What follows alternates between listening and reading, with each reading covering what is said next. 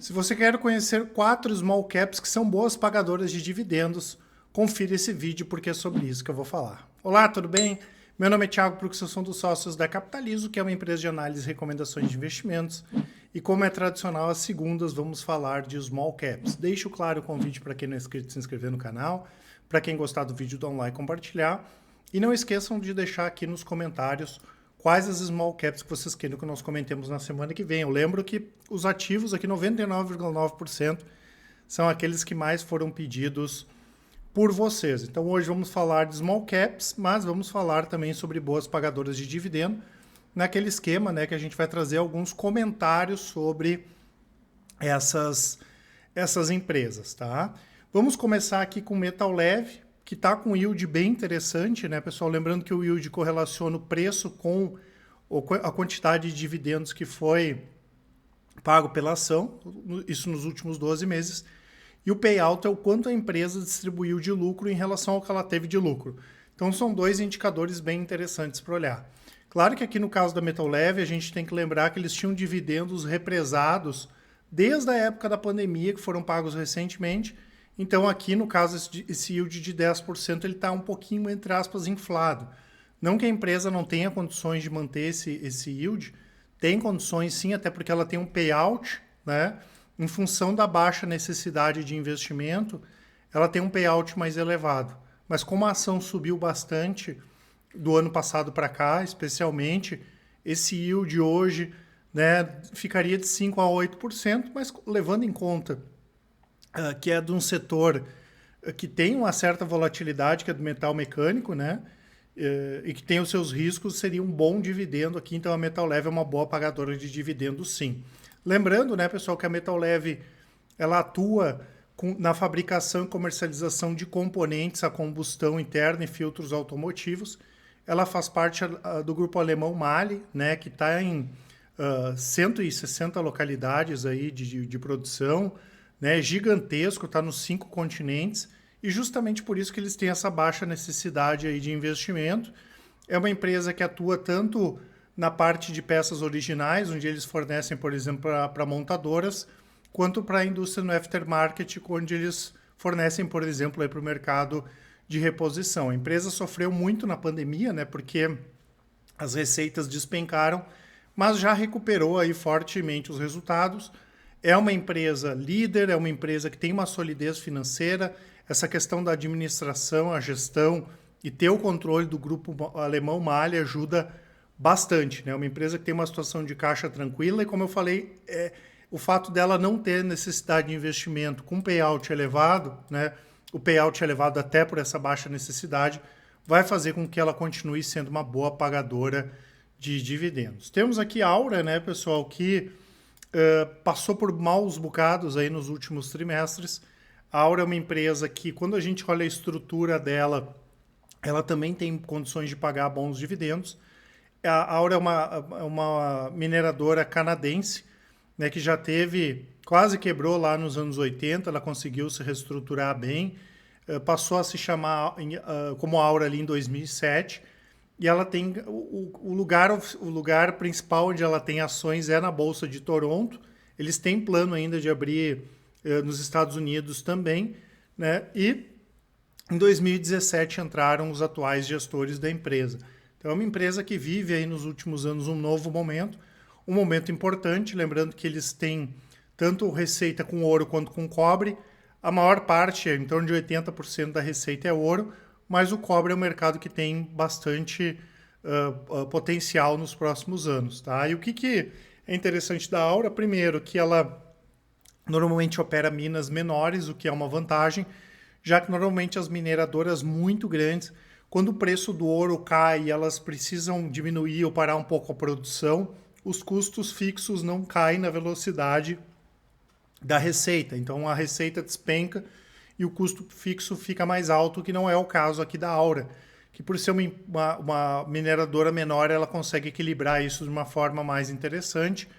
Lembrando que a Aura tem operação no Brasil, México, Honduras, tem um projeto de Almas que está em construção aqui no Brasil, tem outros projetos também que vão trazer mais receita para a empresa. Então a gente tem essa questão da diversificação geográfica e tem também uma receita dolarizada, onde a empresa tem custo em moeda local e receita em dólar, o que no nosso entendimento é bastante interessante, né? Um dos principais riscos é toda essa questão de regulação, toda essa questão ambiental. Inclusive, nós tivemos problema, né? Talvez tenha sido o primeiro problema, que foi quando nós tivemos em Honduras, né? Praticamente o governo, lá na hora quando mudou o governo, dizendo que poderia tirar a licença da Áurea para atuar lá. A gente não acreditava nisso, né? Talvez aumentar um pouco os royalties, não acabou acontecendo nada. A Aura tinha comprado também uma mina que não tinha performado bem, eles venderam, e com isso a produção da Aura foi prejudicada, né? A empresa entregou produção menor do que era esperado, acabou entregando resultados piores do que o esperado, e já a expectativa que a gente tinha é que ela entregasse crescimento com pagamento de dividendos, e ela não entregou uma coisa nem outra. Ainda assim, né, pessoal, se a gente for olhar aqui, o yield está 4,6%, e ela tem condições também de ter um payout próximo a 50%, porque boa parte dos projetos que ela vai operar nos próximos anos são projetos que ela vai investir menos a partir de agora, então ela pode sim, né, retomar o plano inicial, que era entregar crescimento e pagamento de dividendos. Eu só comento sempre, né, pessoal, que não é a mesma coisa que comprar ouro, né, apesar dela atuar bastante com ouro, e a gente viu já a partir do final de 2022 essa questão da produção bem interessante, né? Tanto que no quarto trimestre do ano passado foi o segundo maior trimestre em termos de produção, né? O ouro vem se mantendo aí em bons patamares. A gente teve a questão agora do projeto de Almas, que iniciou as atividades em abril, né? Eles vão fazer mais uns 80 milhões de dólares de investimento lá, vai aumentar bastante a produção. Além disso, a gente tem a parte de cobre, né? Eles, inclusive, adquiriram licença para exploração no projeto Serra da Estrela, na região lá de Carajás, onde a Vale também opera. Inclusive, é bem pertinho ali da operação da Vale, né? Então, é bem interessante nesse sentido para conseguir entregar esse crescimento e também pagamento de dividendos, né? E quando a gente compara a Aura com outras empresas que são cotadas em bolsa, a Aura hoje é uma das maiores pagadoras de dividendo, também tem uma situação bastante tranquila, e é aqueles casos que a gente comenta, né? Ela é uma boa pagadora de dividendos, se a gente olhar o histórico, a estrutura, mas hoje ela está pagando abaixo do que deveria pagar, né? Então esse yield aqui que a gente tem em torno de 5%, a gente entende que é o piso. Dando tudo errado com a Aura, ela paga um yield de 5%, né? As coisas funcionando, ela paga um yield aqui de 2 dígitos tranquilamente. Antes de continuar, pessoal, eu quero só deixar 2 presentes para vocês. Um aqui falando de uma small cap barata com forte potencial de crescimento, que é a Marco Polo, né, que hoje subiu mais 6%. Nós tivemos boas notícias em relação à questão da licitação do Caminhos da Escola, né, que deve sair agora em setembro. E a Marco Polo é um dos exemplos de ação small cap, que quanto mais sobe, mais parece mais barato fica, porque a empresa vem performando muito bem. Quem quiser conhecer um pouco mais, baixa o relatório que está atualizado com os resultados do último trimestre. E também o nosso cupom, né? Agora, dia 30, Warren Buffett, é aniversário dele. Né? Então, em razão disso, nós estamos dando aqui 30% de desconto no boleto à vista ou Pix, nas assinaturas Full Trader e carteiras Capitalizo. Depois eu falo um pouco mais sobre as nossas estratégias de recomendação. Lembrando que hoje nós temos as melhores recomendações aí pelos menores preços do mercado. Nós tivemos uma pessoa que nos perguntou sobre Vulcabras, né, pessoal, se poderia ser uma boa pagadora de dividendos. A Vulcabras, vamos dizer assim, que é varejo de moda, né? E sim, tá? Ela pode ser uma boa pagadora de dividendos. O pessoal não está muito acostumado, o investidor, né, com empresas, às vezes até varejistas, que pagam bons dividendos, mas nós temos, né? Um exemplo, Graziotin, que eu já comentei algumas vezes aqui, que paga bons dividendos. E a Vulcabras recentemente tem uma história bem interessante, porque os ativos da Vulcabras mesmo eram os ativos da Zaleia, que infelizmente quebrou, né? Era uma empresa gigantesca, conhecida no Brasil todo, muito forte na região sul. E a gente sabe que sapato é complicado pra caramba, né? Poucas empresas conseguem se sustentar no mercado, né? Tendo que fazer produção de sapato é mais complexo ainda, né? A gente tem a Grendene aí como grande exemplo, que é uma ótima empresa que trabalha com indústria e também com a parte de comercialização, mas a Grendene né, que tem em comum aqui com o Vulcabras, que a família Grendene está aqui no controle da Vulcabras, mas a Grendene teve problemas aí para conseguir crescer, o que não aconteceu com a Vulcabras, né? A Grendene está desde 2014 e 15 sem conseguir aumentar de forma efetiva a sua receita, o que não é o caso da Vulcabras. Eles deram aquela estruturada final, desistiram, né, daquelas marcas só femininas, né, acabaram passando até a marca Zaleia para a Grendene. Então ficou com Olímpicos, Under Armour e Mizuno, que foi comprado recentemente da Alpargatas. E foi incrível, pessoal, o trabalho que a Vulcabras conseguiu fazer. Claro que algumas questões ajudaram, né, o dólar mais alto, né, acabou inibindo um pouco o consumo de outras marcas, né, mais caras. Mas mesmo o Mizuno, eles fizeram um trabalho bacana pra caramba. E a empresa vem crescendo muito forte, né? Para vocês terem uma ideia, se a gente pegar de 2013, né, que foi 2013 para 14, ali onde a Grendene começou a ter mais dificuldade de crescimento, a Vulcabras tinha uma receita de 1 bi 300, bateu 2 bi 700 nos últimos 12 meses, praticamente então 10 anos. Na época nós tivemos um prejuízo de quase 200 milhões de reais, que virou um lucro de 535 milhões, ou seja, uma empresa que dava prejuízo teve uma margem líquida de 20% nos últimos 12 meses, o que é muito forte quando a gente olha uma empresa desse ramo de varejo de moda, vamos dizer assim. Tá? E foi nos perguntado se a Vulcabras poderia pagar dividendos maiores. Sim, né? Claro que pela própria natureza do ativo, ela não pagaria um dividendo tão grande como uma Aura, como uma Metal Level, como uma empresa do setor elétrico, mas ela pode pagar bons dividendos à medida que ela também não tem muita necessidade de investimento, né? Então eles teriam que inventar alguma coisa aqui para que o dividendo não aumentasse de maneira consistente, tá? Vendo que a empresa está lucrando agora, esse yield aqui tem tudo para encostar lá na casa dos 2 dígitos também. Eles vão fazer uma aquisição, daqui a um pouco eles podem investir em lojas próprias, pode acontecer.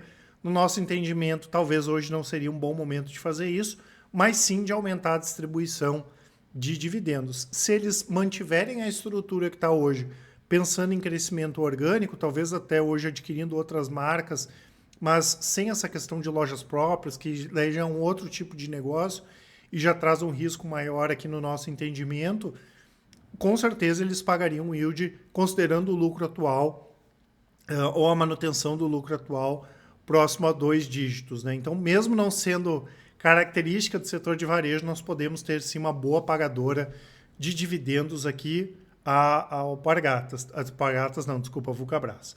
E temos aqui o Banco ABC. O Banco ABC, já ao contrário aqui de Vulcabras, está na lista das maiores pagadoras da história da B3. É uma empresa que tem um pagamento de dividendo bastante consistente. Lembrando que a gente tem como fundador aqui o Arb Banking, né?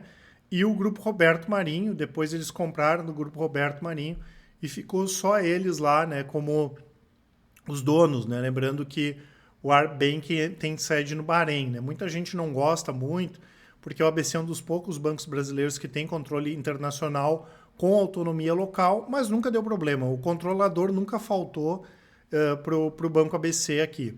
O que nós temos interessante no Banco ABC, pessoal? Primeiro, a atuação do banco, que basicamente está voltada para empresas de médio e grande porte, aqui empresas acima de 2 bi de receita anual. O banco tem uma estratégia de crescimento voltado para o nicho dele, né? Isso que é interessante também, eles não têm muito interesse em mudar muito esse perfil, né? É continuar atuando com esse segmento. O banco tem uma gestão de risco muito forte, né? A gente viu problemas agora em bancos grandes, como foi o caso do Bradesco.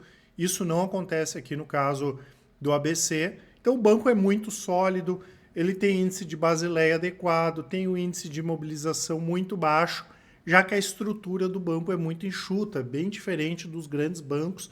Isso permite com que as margens sejam maiores, os retornos, como por exemplo o retorno sobre o patrimônio, seja maior, e o banco também não tem muita necessidade de investimento, né?